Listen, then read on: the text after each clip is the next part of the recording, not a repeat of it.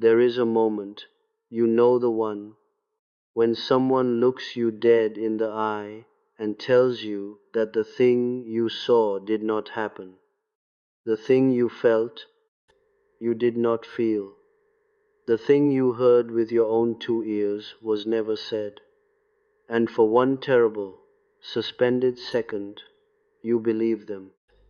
Not because they are right, but because some part of you, long ago, was taught that your own perception was too much, too sensitive, too inconvenient to be trusted.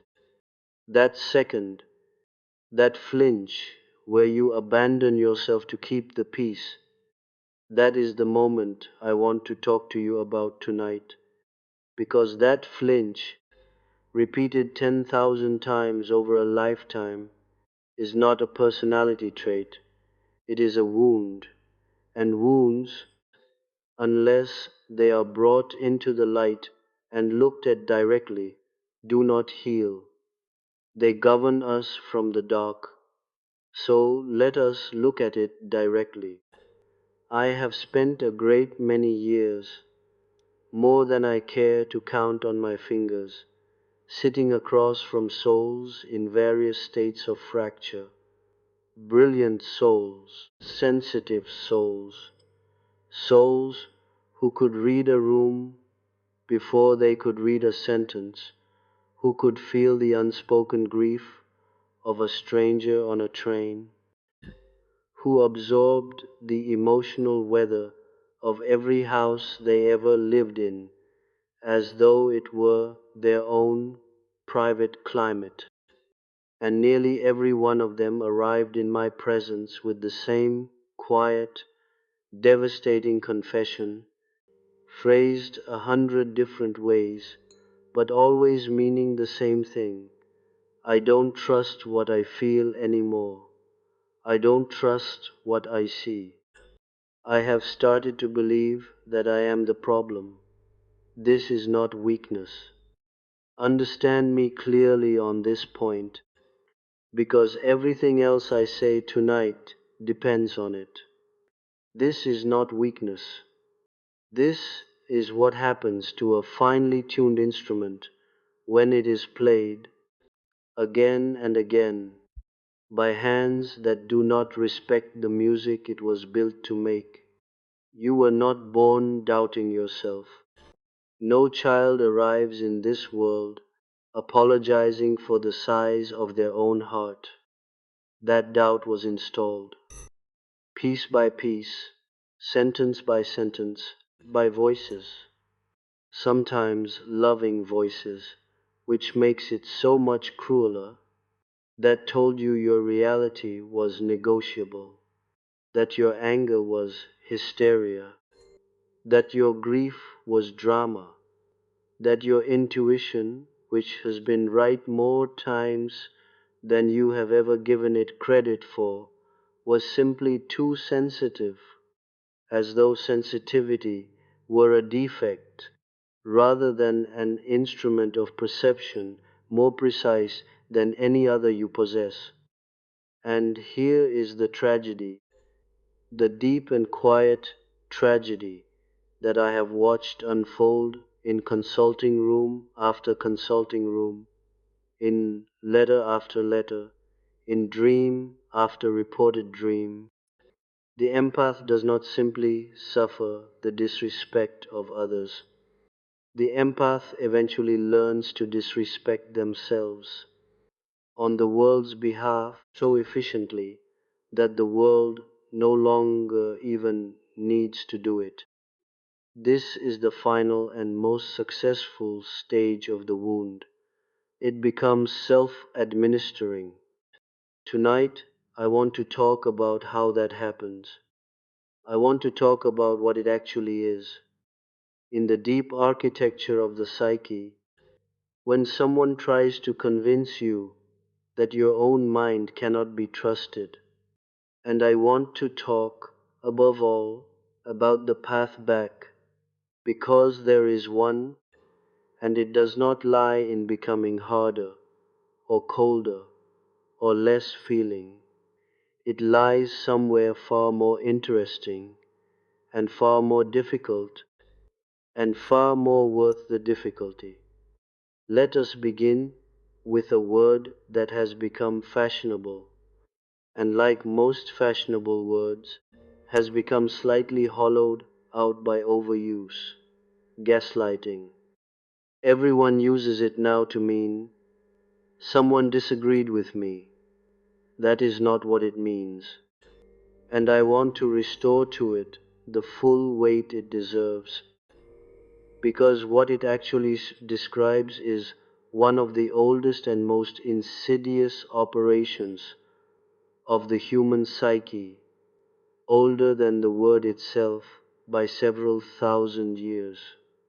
Gaslighting, in its essence, is not a lie.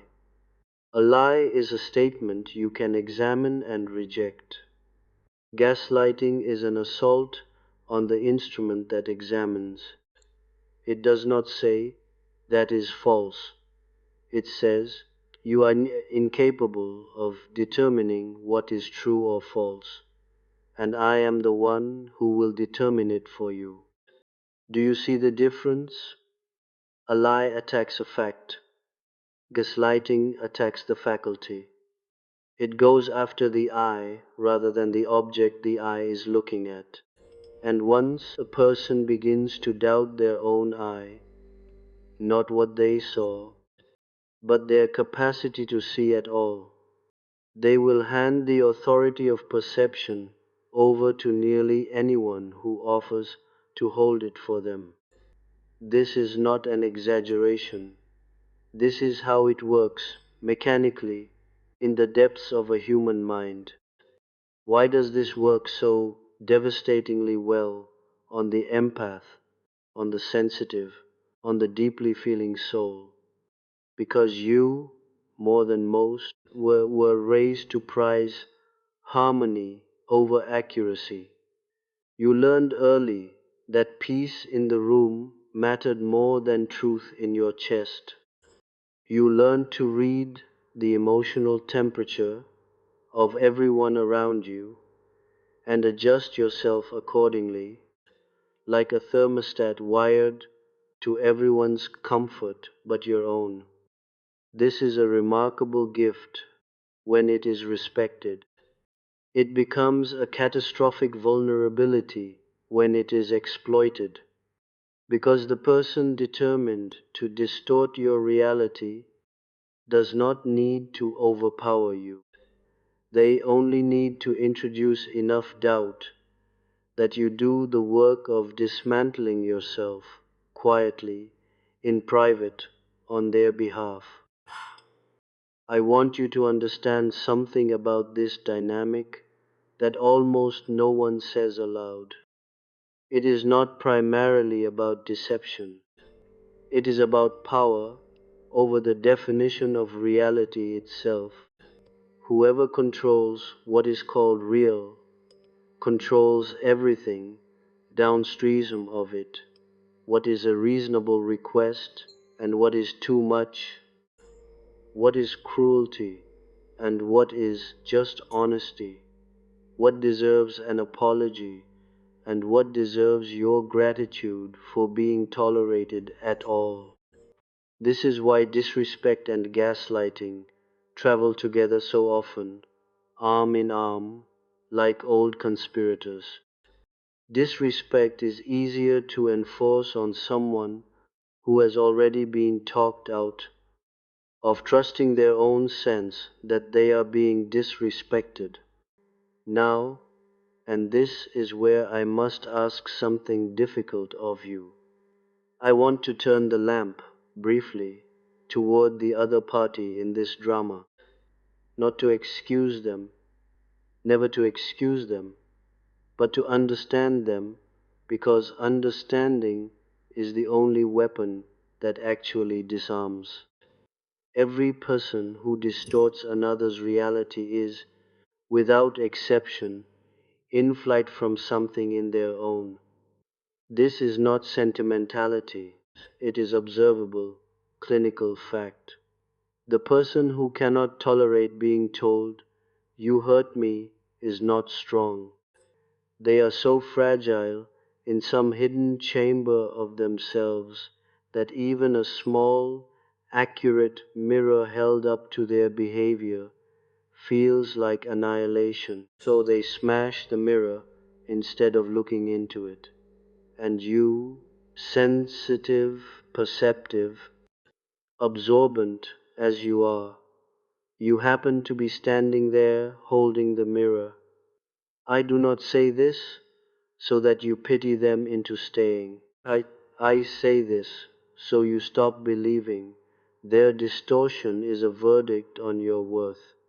It is not a verdict, it is a symptom.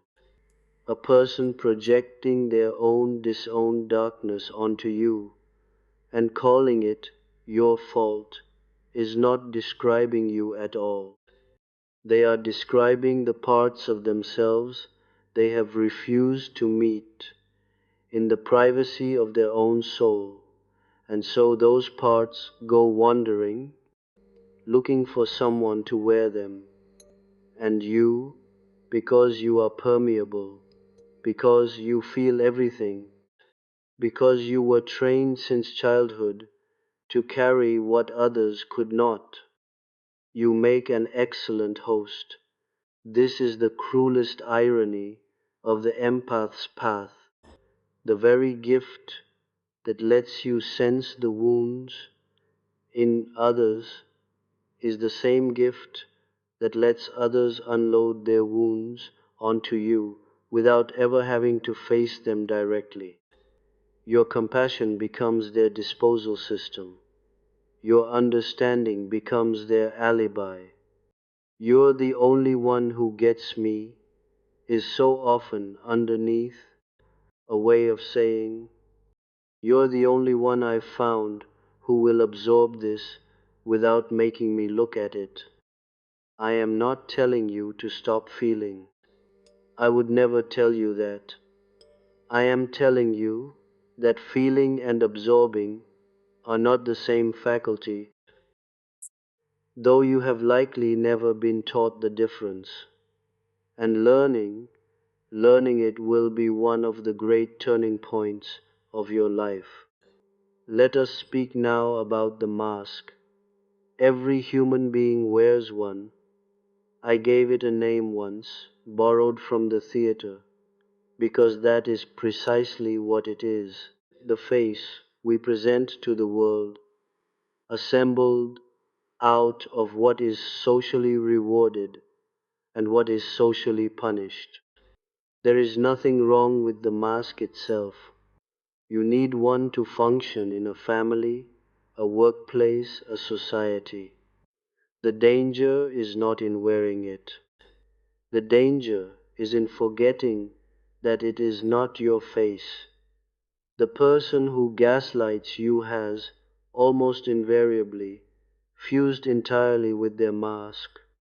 Their persona has become their whole identity, and anything that threatens the mask, any inconvenient truth, any accurate accusation, any moment where the gap between who they perform themselves to be and who they actually are becomes visible, is experienced not as feedback but as an existential attack. This is why they cannot simply say, "You're right, I did that, I'm sorry." To do so would require them to feel, even briefly, the person beneath the mask, and that person to them is unbearable. You, on the other hand, and I say this with the full weight of everything I have witnessed in this work, you likely suffer from precisely the opposite affliction. You are so aware of the gap between your mask and your depths that you distrust the mask entirely, and so you often show people too much, too soon, and get wounded for the honesty of it.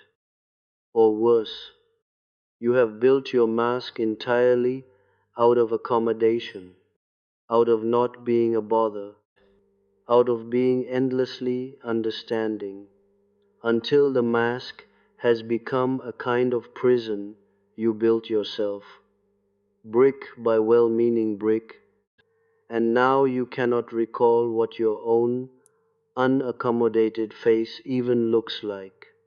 This is the work before you, not to become harder, not to build a thicker mask, but to find your way back to the face beneath it, the one that existed before you learned it needed managing. And here I must speak of the shadow, because there is no honest confrontation with gaslighting, no genuine awakening of the empath that does not eventually require you to walk into your own dark rooms as well as theirs. The shadow is everything about ourselves we have judged unacceptable and exiled from conscious life, not only our cruelty and our envy and our rage, though it is certainly those, but also, and this is what people forget, our power, our appetite, our right to take up space. For many empaths, the shadow is not a monster at all. The shadow is the voice that says no. The shadow is the anger you were taught was unbecoming. The shadow is the part of you that wanted to be chosen first, that wanted to be angry without immediately managing everyone else's reaction to your anger, that wanted, God forbid, to be a little selfish now and then without collapsing into guilt. You have spent so long being the good one, the understanding one, the one who forgives quickly and explains generously and gives the benefit of every doubt, that your own capacity for righteous refusal has been pushed so far into darkness you may have started to believe you don't have one. I promise you that you do. Everyone does. And until you find it, integrate it, make peace with it as a legitimate resident of your own psyche rather than a shameful trespasser, you will remain vulnerable to anyone skilled at manipulating your fear of being too much, because that fear is simply your own shadow, disowned and turned into a leash that others need only pick up. This is the paradox I want you to sit with tonight. The way out of being gaslit is not to become less sensitive, it is to become whole.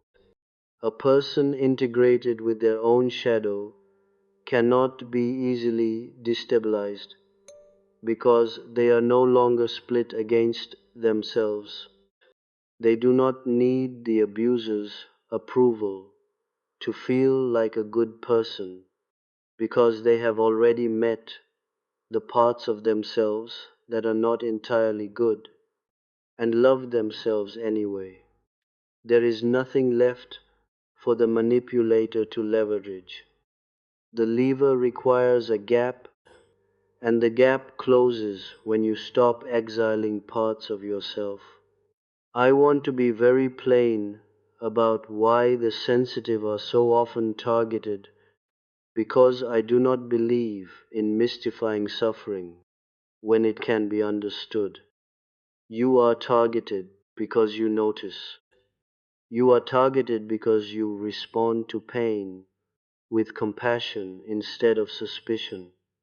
You are targeted because your first instinct when someone treats you badly is to search your own behavior for the cause, a habit built by years of being told that your reactions were the real problem, never the actions that provoked them. You are targeted because you give the benefit of the doubt long after the doubt has been thoroughly answered. You are targeted, in short, because you are decent, and decency, to a person who has organized their entire life around never being held accountable, looks exactly like an opening. This is not a flaw to be corrected out of you. Do not let anyone, including the well-meaning armchair philosophers of self-protection, convince you that the answer is to become suspicious of everyone, to harden your heart as a permanent policy, to trust less as a way of life. That is not strength. That is simply trading one prison for another, the prison of naivety for the prison of numbness. Neither is freedom. The actual answer is much harder and much better. It is discernment. Discernment is compassion with its eyes open. It is the capacity to feel deeply for another person's pain while still noticing clearly and without flinching what they are doing with that pain, whether they are working through it or weaponizing it. Discernment lets you keep your heart open while closing the door on your own exploitation. This is a skill. Like any skill, it can be built.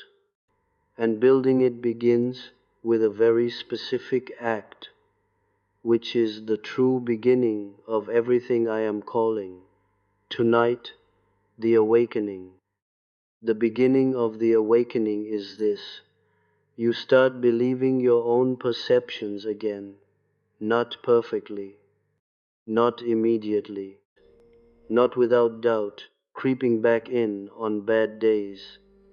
But you start, and I mean this as a literal daily practice, not a poetic sentiment.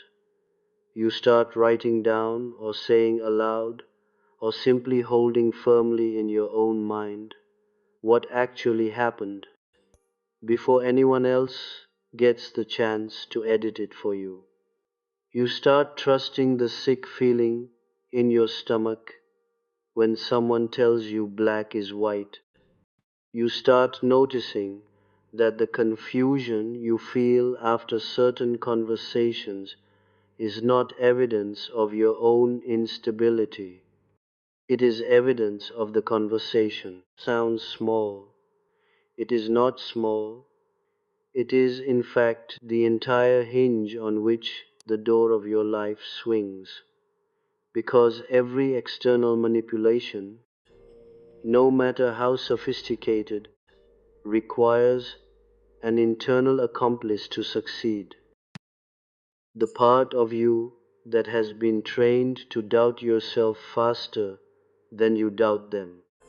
The moment you close ranks with your own perception, the moment you say, quietly but with iron in it, I know what I saw, I know what I felt, and I am no longer available for negotiation on this point, the entire mechanism of gaslighting loses its purchase.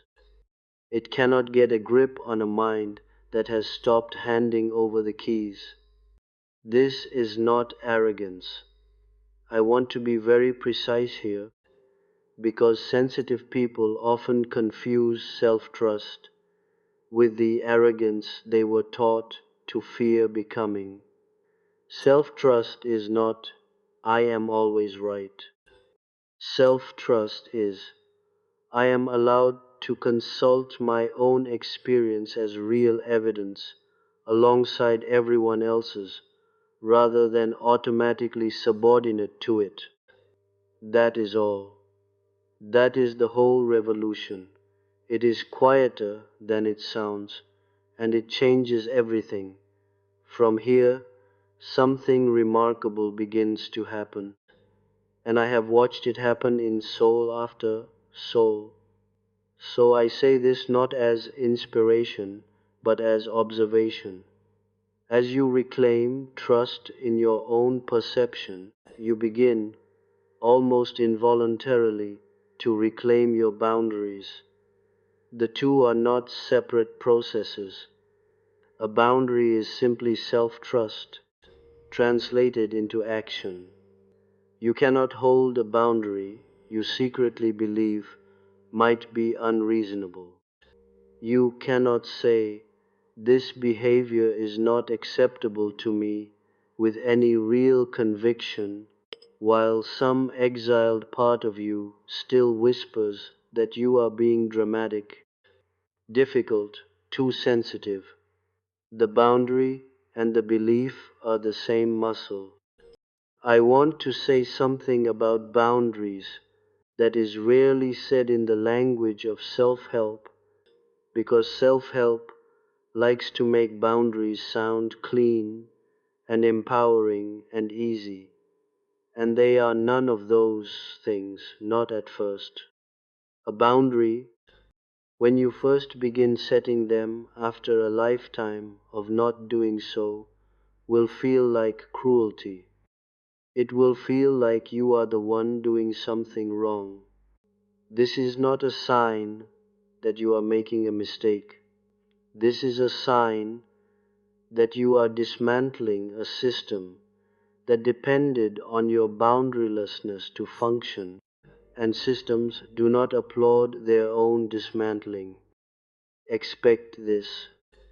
Expect the accusation of coldness the first time you calmly decline to argue about your own memory of events. Expect to be called selfish the first time you leave a conversation that has become an interrogation of your character. Expect even to feel a grief you did not anticipate, grief for the relationship as it was, grief for the fantasy of who that person might have been if only you had explained yourself better, one more time, with slightly different words. This grief is real, and it deserves to be honored, not rushed past. But do not mistake the grief for evidence that you were wrong to draw the line. Grief and rightness live comfortably in the same chest. You are allowed to mourn something and still know it was necessary to leave it. There is a stage beyond boundaries, and I want to bring you there before I close, because boundaries alone, though essential, are not yet the destination. The destination is what I have spent a great deal of my working life trying to describe, and the word I eventually settled on, imperfect as all words are, is individuation, becoming at last the specific and undivided person you actually are, rather than the composite of everyone else's expectations, projections, and unmet needs. This is the deeper invitation hidden inside every experience of being gaslit and disrespected, and I do not say this to minimize the pain of it. The pain is real, the damage is real, and no one should have to earn their own wholeness through suffering inflicted by someone who should have simply treated them with basic respect in the first place. But since the suffering has already happened, since you are already standing in the wreckage of trust that should never have needed to be rebuilt, I want you to know what is actually available to you now, on the other side of it, because it is extraordinary. A person who has been forced to fight their way back to their own perception, who has had to relearn, deliberately and consciously, what everyone else absorbs unconsciously, that their feelings are data, that their memory can be trusted, that their needs are not negotiable luxuries. That person ends up, if they do the work, more whole than someone who was never tested at all. This is not a consolation prize. This is simply how the psyche operates. Gold is not found lying on the surface. It is found by descending, by digging, by enduring pressure that flattens lesser material into nothing. What you are being asked to do is not fair. It was never going to be fair, but it is, if you complete it, transformative in a way that a comfortable, untested life rarely produces. I have seen empaths who spent decades being told their sensitivity was a liability become, on the other side of this awakening, the most stable people in every room they enter, not because they stopped feeling, but because they stopped needing anyone's permission to feel it. Their compassion did not shrink, it became discerning. Their softness did not disappear, it grew a spine. This is the actual shape of the awakened empath, and I want you to see it clearly because it does not look like coldness and it does not look like armor. It looks like a person who can sit across from cruelty without absorbing it, who can hear a lie without doubting their own memory, who can love deeply without losing themselves in the process, because they have finally met themselves fully, shadow and light both, and there is no longer a hollow place inside them for someone else's distortions to fill. I want to leave you with something practical, because inspiration without practice evaporates by morning. When someone tells you that you are too sensitive, ask yourself, quietly, whether you are actually being too sensitive or whether they are simply too comfortable being unkind. There is a difference, and only you, consulting your own honest inner authority, can tell which one it is. Do not outsource that judgment, not to them, not to anyone. When you feel that particular fog after a conversation, the disoriented, off balance, did that really happen feeling, treat it as information, not as failure. That fog has a name and a cause, and the cause is rarely your instability.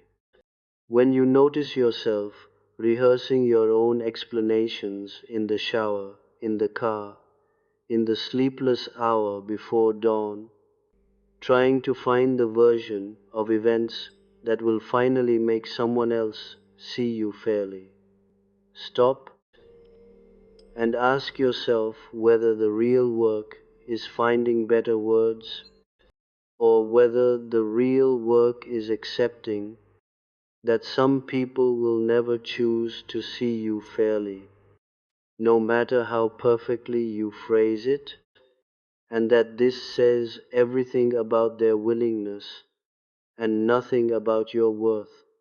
And when you finally do set the boundary, say the hard sentence, walk out of the room, end the call, close the door. Do not wait to feel brave before you do it. Courage is not a feeling that arrives beforehand and grants you permission.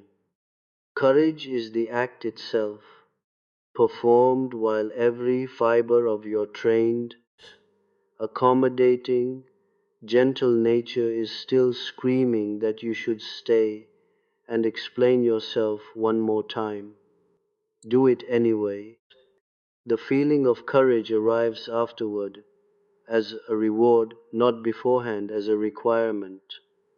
So let me close where I began, with that flinch, that half second where you nearly hand your own reality over to someone who has shown you repeatedly that they cannot be trusted with it. That flinch will still happen sometimes. I will not lie to you and promise it disappears entirely, because healing is not the erasure of old wounds, it is the growth of enough strength around them that they no longer run your life. But here is what changes, and it changes everything. The flinch gets shorter, the recovery gets faster, the gap between doubting yourself and remembering yourself narrows, week by week, conversation by conversation, boundary by boundary, until one day you will notice, not with fireworks, not with some dramatic revelation, but quietly, the way all real transformation actually arrives, that someone tried the old trick on you, the twisting of your memory, the casual dismissal of your feelings, the familiar accusation that you are simply too much, and you did not flinch at all. You simply looked at them from the calm, undivided center of yourself, and you knew. You knew what you saw. You knew what you felt. You knew who you were entirely, without needing their agreement to confirm it. That is not the end of sensitivity. That is sensitivity, finally, fully at home, in a self strong enough to hold it. That is the awakened empath, not someone who stopped feeling the world, but someone who stopped needing the world's permission to trust what they feel. Go and become that. You have carried enough for everyone else. It is time at last to carry yourself with the same tenderness, the same patience, and the same fierce, unshakable loyalty you have given so freely to everyone but yourself for far too long. Let it land. That is where the real work begins. Not tomorrow, now.